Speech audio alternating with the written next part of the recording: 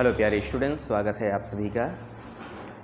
Students, आज से हम लोग शुरू करने वाले हैं चैप्टर नंबर 15, जो कि ठोस आकृतियों का पृष्ठीय क्षेत्रफल एवं आयतन से संबंधित चैप्टर है। ठीक है, 11, 12, 13 चैप्टर को स्किप किया गया है। पहले हम लोग इसको देख लेते हैं, 15, 16 और 14 चैप्टर भी है ना। 15, 16 चैप्टर पढ़ लेते हैं, इसके बाद फिर आगे हम लोग देखेंगे प्रमेय वगैरह क्या क्या इम्पोर्टेंट है ना। तो आज की क्लास में मैं शामिल किया हूँ घन के बारे में, वर्ग के बारे में, आयत के बारे में, घनाभ के बारे में। हालांकि आपके जो चैप्टर में जो पहला प्रश्नावली है, पहला प्रश्नावली में घन और घनाभ से संबंधित प्रश्न दिए गए हैं। तो उसको समझने के लिए उसमें कौन कौन से फार्मूले लगेंगे, इनको थोड़ा समझ लेते हैं। इसके बाद फिर वो प्रश्नावली के प्रश्नों को सॉल्व करेंगे। ठीक है, बहुत ही आसान है, मज़ा आएगा आपको पढ़ने में।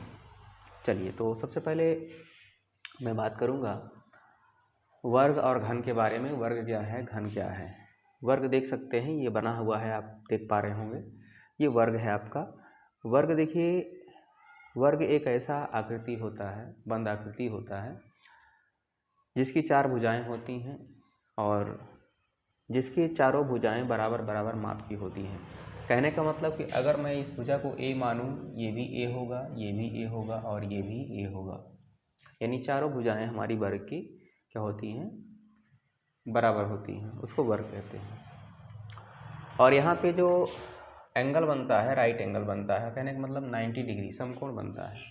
सभी जगह का जो कोण बन रहा है वो कितने का होगा, 90 डिग्री का होगा, समकोण होगा।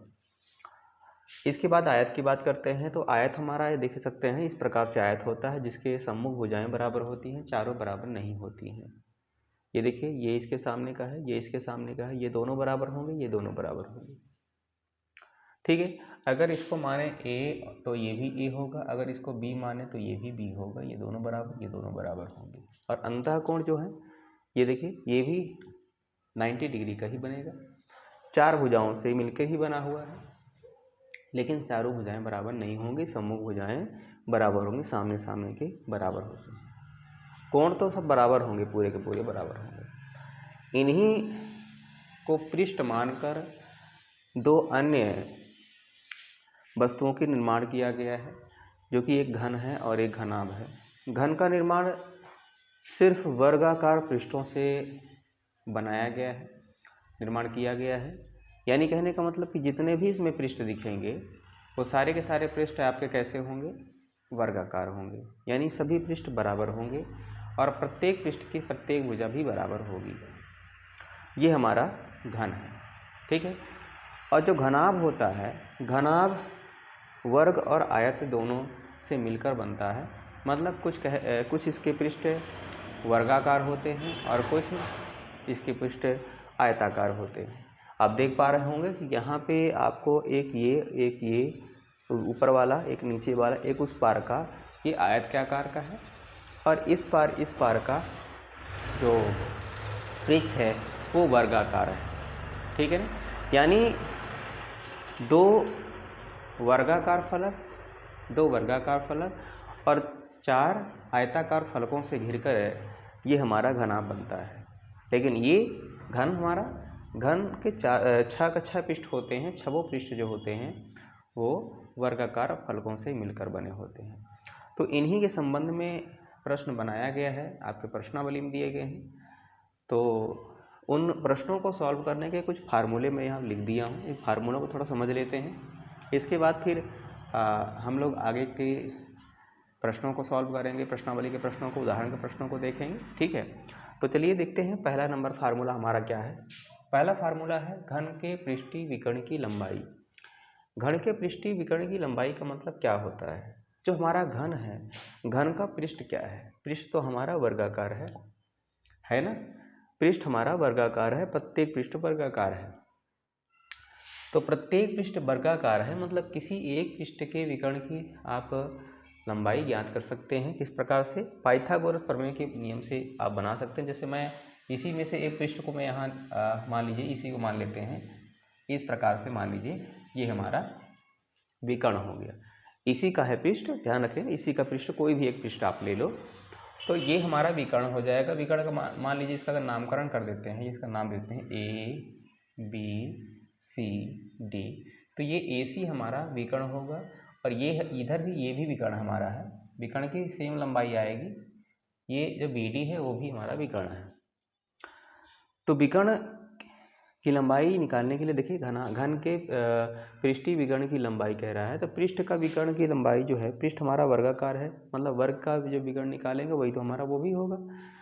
तो आप देखिए यहाँ पे पाइथागोरस अगर नियम लगाते हैं, यहाँ पे लगा देते हैं, चलिए, तो AC बराबर क्या होगा, AC पाइथागोरस प्रमेय तो पता है आपको, 9वां चैप्टर आपने पढ़ा है कि नहीं पढ़ा है, 10वां चैप्टर भी पढ़ा है, 9वां में तो भर भर के क्वेश्चन आए हुए हैं, 9th क्लास में भी आप देखे होंगे, चैप्टर नंबर 8 आप देखे होंगे, त्रिकोणमिति में भर भर के क्वेश्चन है, भर भर के उसमें सवाल दिए गए, पाइथागोरस प्रमेय लगाया हुआ है ना, समझ रहे हैं ना। तो यहाँ पे AC जो है, AC का स्क्वायर निकालेंगे क्योंकि कर्ण हमारा, तो यहाँ विकर्ण हमारा जो है क्या है, विकर्ण हमारा जो कर्ण है वही विकर्ण है, ठीक है। तो AC स्क्वायर बराबर क्या हो जाएगा, यहाँ से यहाँ अगर हम इधर वाले को ले रहे हैं समकोण वाले को, तो ये हमारा क्या हो जाएगा, AC स्क्वायर, कर्ण का स्क्वायर बराबर लंब का स्क्वायर है, आधार का स्क्वायर, तो लंब हमारा AD स्क्वायर हो जाएगा और आधार हमारा हो जाएगा DC स्क्वायर। अब आप देख सकते हैं AD का मान तो कितना है, AD का मान हमारा A है, A की स्क्वायर, और BC का मान क्या है, BC हमारा क्या है, A है, तो A स्क्वायर लिखेंगे, दोनों के दोनों जोड़ देंगे तो 2A स्क्वायर आ जाएगा भाई, 1A स्क्वायर 1 स्क्वायर मिलकर 2A स्क्वायर हो जाएगा, है कि नहीं। यहाँ पे एक एक है ना, इसीलिए एक एक 2 हो गया, ये बाकी सेम रहेंगे। ये हमारा AC का स्क्वायर का मान निकला। अगर AC निकालना है अपने को तो इसको रूट में लिखना पड़ेगा 2A स्क्वायर। अब आपको पता है कि कोई भी वर्ड अगर अंडर रूट के अंदर में हो, अगर डबल है तो उसको बाहर एक निकाल के लिखा जाता है, यानी ये तो हमारा देखिए ये तो निकल नहीं सकता, 2 तो हमारा अकेला है ना, बोलो है कि नहीं, 2 हमारा अकेला है, लेकिन A तो डबल है, A को बाहर निकाल लो, 2 हमारा सेम रहेगा ऐसे 2A। अच्छा, इसको इकाई भी लिख दो, अगर सेंटीमीटर मीटर नहीं दिया हुआ है तो इकाई एकक आप लिख सकते हो, ठीक है। तो आप देख सकते हो कि घन के पृष्ठीय विकर्ण की लंबाई क्या निकली आपकी, A√2 इकाई, A√2 इकाई, मतलब ये हमारा जो घन बना हुआ है उसका प्रत्येक फलक हमारा जो है वर्गाकार है, तो आप वर्ग का विकर्ण निकाल दीजिए तो उसका निकल जाएगा ना।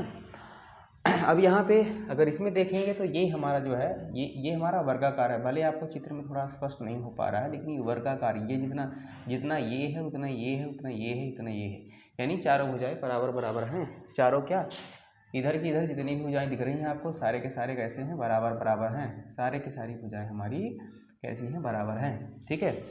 तो ये तो विकर्ण हमारा ये वाला निकल गया, विकर्ण हमारा क्या निकल गया, AE निकला। अगर इसमें देखा जाए तो किसका मान निकला है, AE का मान निकला हुआ है, AE का मान कितना निकला है, √2A निकला ना, √2A निकला, ठीक है।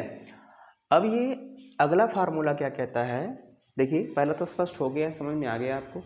सेकंड नंबर देखिए, घन के आकाशीय विकर्ण की लंबाई कहता है, घन के आकाशीय विकर्ण की लंबाई देखिए क्या होती है, पता है आपको, यहाँ से लेकर इस सिरे से लेकर अगला वाला सिरा, मतलब बीचों बीच, मैं एक बार इस डिब्बे के थ्रू बताना चाह रहा हूँ। ये देखिए पूरा तो घन नहीं है, घन आपके जैसा दिख रहा है, बॉडी से समझने का प्रयास करें थोड़ा सा।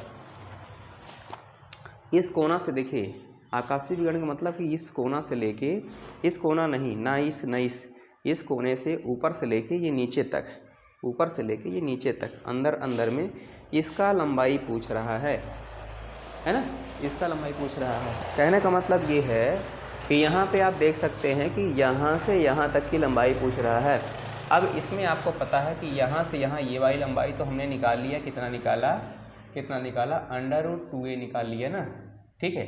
और ये तो पता है ये A है, क्योंकि सारी भुजाएं तो बराबर है ना।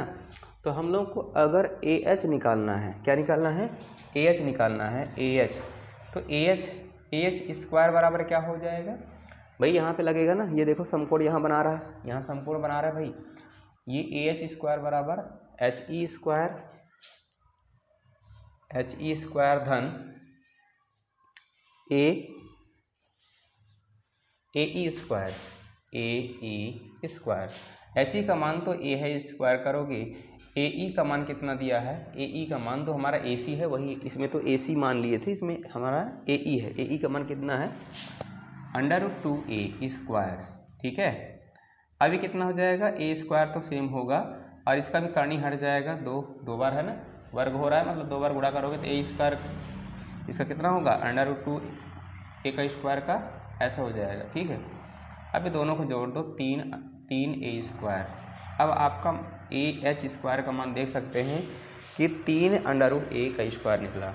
अब यहाँ पे ए एच का मान निकालेंगे, जब ना ए एच का मान निकालेंगे, स्क्वायर है, स्क्वायर हटाएंगे तो करने में आ जाएगा ये सारे के सारे 3a स्क्वायर, यानी ए एच बराबर कितना हो जाएगा, ये तो करनी में ही रहेगा और ए स्क्वायर है, डबल है तो बाहर निकाल देंगे, इकाई आ गया। तो ए एच जो हमारा है, यहाँ से यहाँ ए एच जो हमारा है, ये तो आकाशीय विकर्ण है। क्या है बताइए, घन का आकाशीय विकर्ण है, ठीक है। ये बात समझ में आ गई आपको।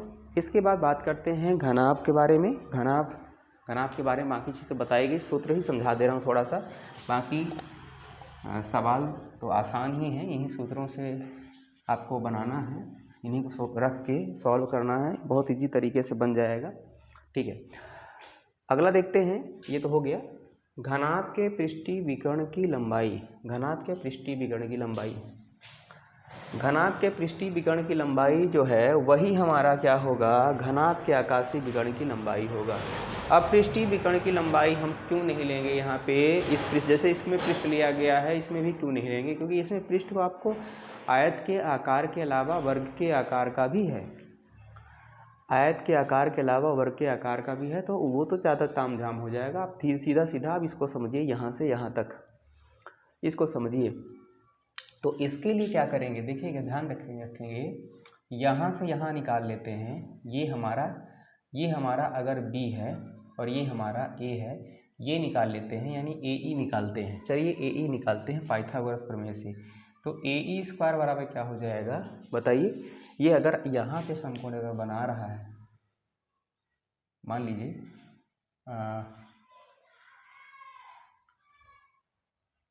हाँ, यहाँ पे अगर समकोण बना रहा है तो ए ई का स्क्वायर बराबर क्या हो जाएगा, ई डी का स्क्वायर धन ए डी का स्क्वायर। अब यहाँ पे ए डी का मान क्या है, ए डी का मान क्या है, ए डी का मान क्या है, बी स्क्वायर लिखेंगे। अच्छा यहाँ पे हाँ, ये हमारा हो जाएगा ए डी और ये हमारा हो जाएगा ए डी। ए डी का मान क्या है, ए डी का मान तो ए का स्क्वायर हो जाएगा, यानी ए स्क्वायर प्लस बी स्क्वायर, ये हमारा ए ई स्क्वायर है। ए ई स्क्वायर हटा देते हैं तो ये अंडर रूट में आ जाएंगे, स्क्वायर हटा देंगे, ए ई का स्क्वायर हटाएंगे तो अंडर रूट में आ जाएगा, ए स्क्वायर धन बी स्क्वायर, ये अलग अलग है, जुड़ेगा नहीं, है ना। ये इकाई में आ गया, इकाई में आ गया, यानी हमारा ये जो है D1 का मान तो निकल गया है। D1 का मान, इसका कितना मान निकला है, इसका मान निकला है अंडर रूट में ए स्क्वायर धन बी स्क्वायर, ये निकला हुआ है, अंडर रूट ए स्क्वायर धन बी स्क्वायर निकला हुआ है। अब ये मान तो आपको पता है ना, ये मान तो आपका C है। अब इसको निकालना है, यही तो हमारा आकाशीय विकर्ण होगा और यह पृष्ठीय विकर्ण होगा, ठीक है, यही होगा। इन दोनों को जोड़ के लिखेंगे ना वर्गाकार, और इसको तो दोनों को मिला के वही होगा। तो ए एच निकाल लेते हैं, ए एच निकालेंगे तो ए एच का क्या हो जाएगा, ए एच स्क्वायर, पाइथागोरस प्रमेय से ही शॉर्टकट बता रहा हूँ, पूरा तरीका भी इसको सोच सॉल्व तो करना नहीं है, सूत्र को हल्का समझाने का प्रयास कर रहा हूँ। तो यहाँ पे ए एच हमारा कर्ण हो जाएगा, तो ए एच का स्क्वायर बराबर क्या हो जाएगा, वहाँ चित्र देखते जाएंगे, ए ई का स्क्वायर, यानी ए ई का स्क्वायर, और ये जो हमारा है ये हमारा आधार हो जाएगा, एच ई का स्क्वायर और धन ए ई का स्क्वायर, ए ई का स्क्वायर। अब ए ई का मान तो आपको पता है, ए ई का मान तो ये निकला, यहाँ लिख देते हैं, पहले एच ई का मान लिख देते हैं, एच का मान तो सी स्क्वायर है, सी लिख देंगे, सी एच ई का मान सी है ना, तो स्क्वायर है तो स्क्वायर कर देंगे, धन का धन लगा देंगे। ए ई का मान कितना है, ए ई का मान तो हमारा यहाँ पे दिख रहा है, ए स्क्वायर धन बी स्क्वायर का पूरे का स्क्वायर, इसके बाद सी स्क्वायर धन, इसका वर्ग करें हैं तो करनी तो हटेगा ना, बोलो हटेगा कि नहीं हटेगा, अब आगे देखिए, ये ए स्क्वायर धन बी स्क्वायर धन सी स्क्वायर ये हमारा तो इसका है ए एच का वैल्यू है, ए एच स्क्वायर का वैल्यू है। तो ए एच का वैल्यू निकालना है तो ये तो अंडर रूट में आ जाएगा, ए स्क्वायर धन बी स्क्वायर धन सी स्क्वायर आएगा ना इकाई में, ठीक है। तो ये तो हमारा क्या है, घनाभ के पृष्ठीय विकर्ण की लंबाई या फिर घन के आकाशीय विकर्ण की लंबाई, दोनों का सेम सूत्र बनता है। ए का मतलब यहाँ लंबाई है, बी का मतलब यहाँ चौड़ाई, सी का मतलब ऊंचाई है। ए का मतलब देख सकते हैं, ए का मतलब लंबाई है, ये हमारा लंबाई हो गया, ठीक है, घनाभ की लंबाई हो गई। और बी का मतलब यहाँ पे चौड़ाई है, बी हमारा चौड़ाई, ये भी चौड़ाई है, ये चौड़ाई है, ठीक है। और सी का मतलब होता है ऊंचाई, सी का मतलब ऊंचाई, मतलब ये जितना ऊंचा है, ध्यान रखेंगे कि ये बराबर है, ये सी है, जैसे ये सी है वैसे ये सी है, वैसे ये सी है, ये सब बराबर है ना, ये सी सी है, ये सी सी है, ये बी है तो ये भी बी है, ये भी आपका बी है, ये भी बी है, ये भी बी है, ये ए है, ये ए है, ये भी ए है, ये भी ए है, ऐसे ऐसे ये ए है, ऐसे ऐसे ऐसे ये सी है, ये ऐसे ऐसे ऐसे ऐसे ये बी है, बराबर बराबर है। तो इस प्रकार से लंबाई का स्क्वायर धन चौड़ाई का स्क्वायर धन ऊंचाई का स्क्वायर आपका फार्मूला बन जाएगा, ठीक है।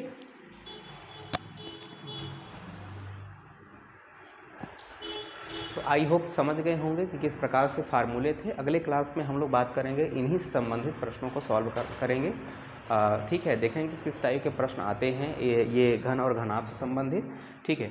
तो मिलते हैं नेक्स्ट क्लास में, धन्यवाद। मुस्कुराते रहिए, हंसते रहिए, और क्षमा चाहेंगे 3-4 दिन क्लास नहीं हो पाई, ठीक है, कुछ काम ज़रूरी आ गया था जिसकी वजह से मैं क्लास नहीं ले पाया, इसके लिए क्षमा चाहेंगे, ठीक है। तो हंसते मुस्कुराते हुए मिलते हैं नेक्स्ट क्लास में। आज के लिए इतने काफ़ी, ठीक है, बाय बाय।